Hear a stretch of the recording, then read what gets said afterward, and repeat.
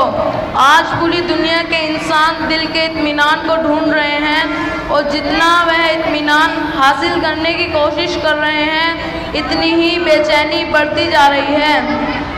اللہ تعالیٰ نے فرمایا دلوں کا اطمینان صرف اللہ کے ذکر میں ہے۔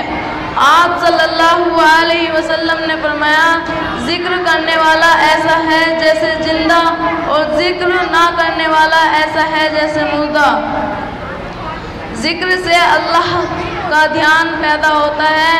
اللہ تعالیٰ دھیان سے انسانوں کو برائیوں سے روکتا ہے اور اچھے کاموں پر آمادہ کرتا ہے۔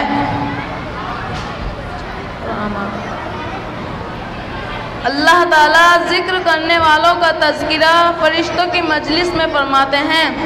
حدیث میں ہے اللہ تعالیٰ فرماتے ہیں کہ تم مجھے یاد کرو میں تمہیں یاد کروں گا، تم مجھے اپنی مجلس میں یاد کرو میں تمہیں اس سے بھی افضل مجلس میں یاد کروں گا۔ انسان زندگی میں جن جن چیزوں کی فکر میں لگا رہتا ہے مرتے وقت وہی چیزیں اس کے سامنے آتی ہیں۔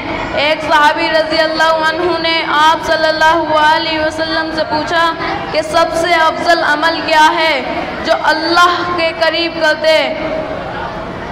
آپ صلی اللہ علیہ وسلم نے فرمایا کہ تمہاری موت اس حال میں آئے کہ تمہاری زبان اللہ کے ذکر سے تر ہو، اور یہ تبھی ہو سکتا ہے جب زندگی میں ذکر کا اہتمام کیا گیا ہوگا۔